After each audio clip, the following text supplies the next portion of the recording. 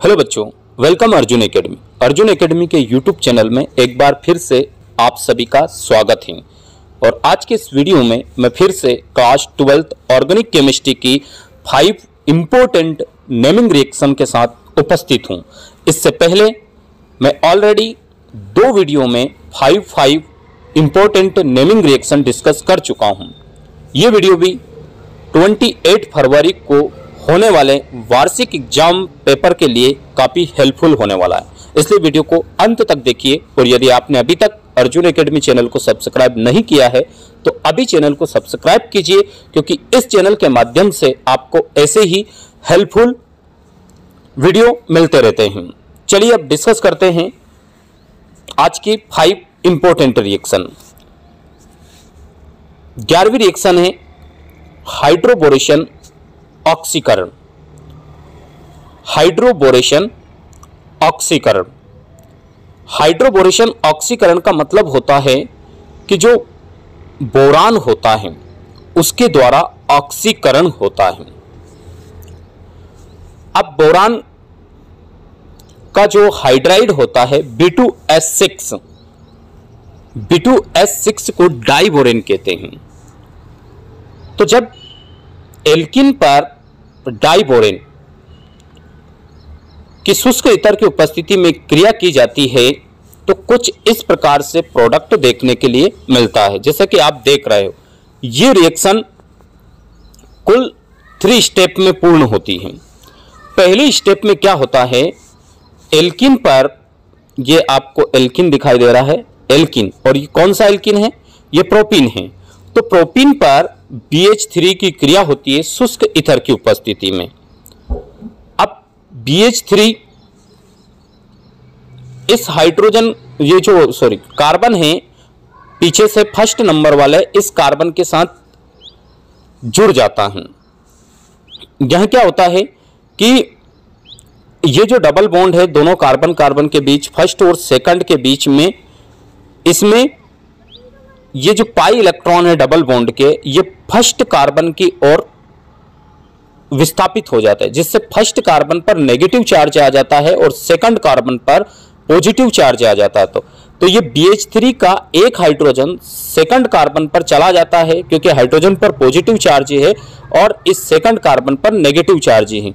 तो यहाँ CH2 हो जाता है, और CH2 पर नेगेटिव चार्ज होने के कारण, CH2 पर पॉजिटिव चार्ज होने के कारण BH2 नेगेटिव है, तो ये BH2 यहाँ जुड़ जाता है। तो इस प्रकार से CH3 CH2 और BH2 बनता है। यह हमारा फाइनल प्रोडक्ट नहीं है। फिर क्या होता है कि इस CH3 CH double bond CH2 यानी कि प्रोपीन पर फिर से ये जो प्रोडक्ट बना है फर्स्ट स्टेप में, इस प्रोडक्ट में BH2 जो है इसका एक हाइड्रोजन फिर से इस डबल बॉन्ड के सेकंड कार्बन पर अटैक करता है, और इस प्रकार से यहां बनता है CH3 CH3 CH2 CH2 के 2 मॉलिक्यूल और साथ में BH।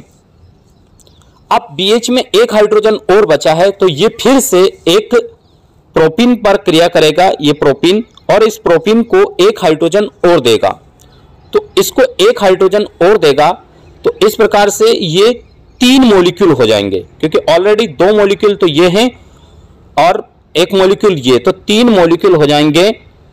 और बोरान अब अकेला बच जाएगा, उसने तीनों हाइड्रोजन प्रोपीन को एक एक करके दे दिया, इसलिए इसमें 3 स्टेप हो गई। आप चाहे तो इसको एक स्टेप में भी कर सकते हैं। अब एक स्टेप में फाइनल क्या होगा कि जैसे ये है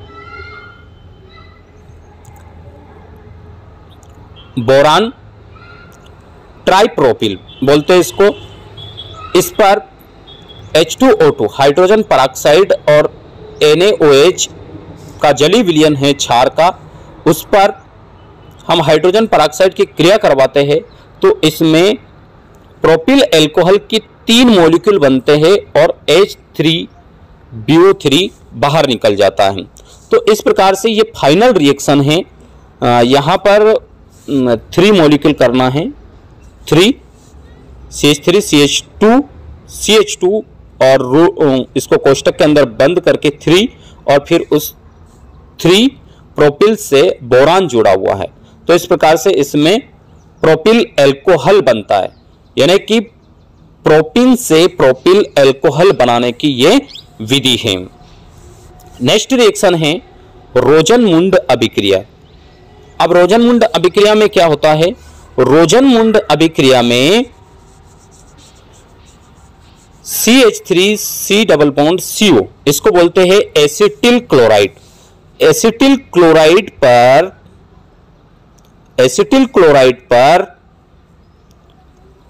पैलेडियम युक्त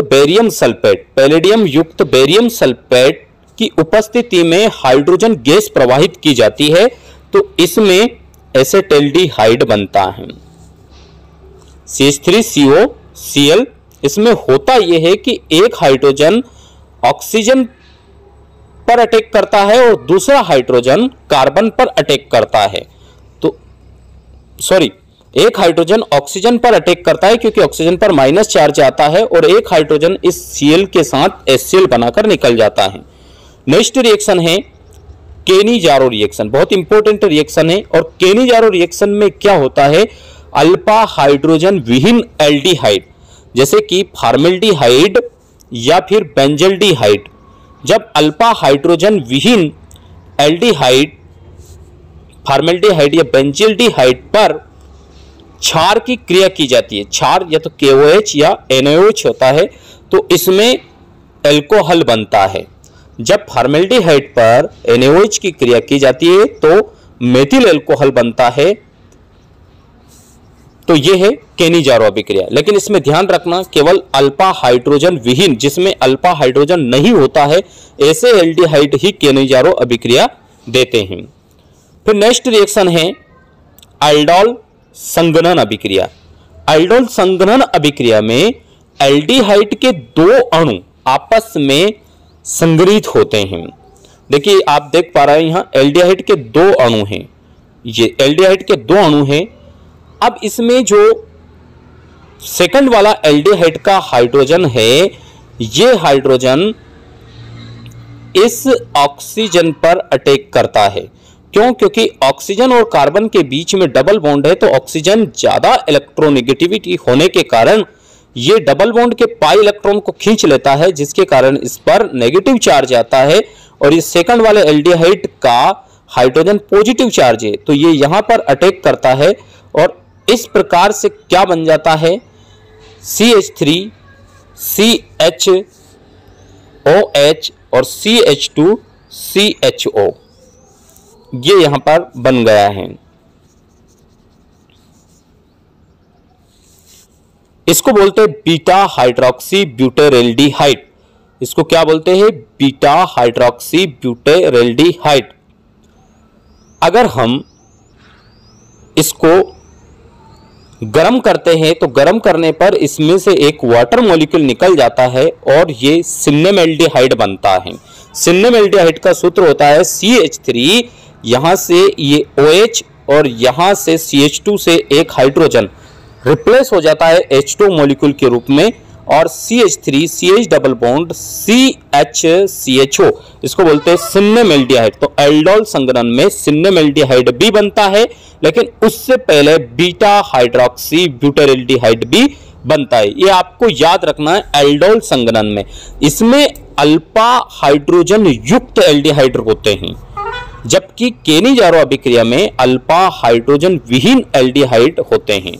अब नेक्स्ट रिएक्शन है परकिन अभिक्रिया। और परकिन अभिक्रिया में क्या होता है?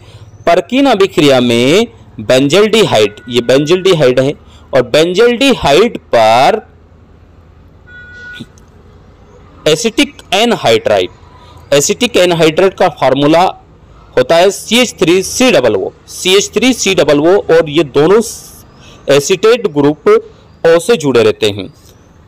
तो जब बेंजल्डिहाइड पर एसिटिक एनहाइड्राइड की क्रिया सोडियम एसिटेट की उपस्थिति में की जाती है, इसको गर्म किया जाता है, तो इसमें सिनेमिक अम्ल बनता है। ये सिनेमिक अम्ल C6H5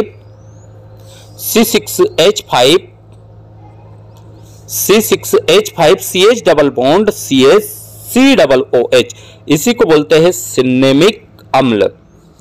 तो आपको ये याद रखना है, पर्किन अभिक्रिया में सिनेमिक अम्ल बनता है, जबकि एल्डोल संघनन में सिनेमेल्डिहाइड बनता है, उसमें CHO ग्रुप लगा रहता है, जबकि सिनेमिक अम्ल में COOH कार्बोक्सिलिक ग्रुप लगा रहता है।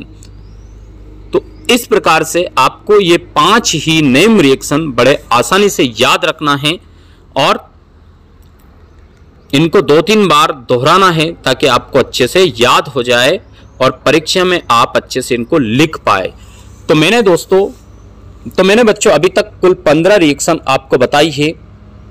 उन 15 रिएक्शन में से कोई भी बाहर नेम रिएक्शन नहीं आएगी। ये रिएक्शन मैंने यूनिट 10 और यूनिट 11 की बताई है। अभी यूनिट 12 और यूनिट 13 की नेम रिएक्शन बाकी है, उनका भी मैं नेक्स्ट वीडियो में डिस्कस करूंगा। Thanks for watching this video और एग्जाम के लिए all the best of luck.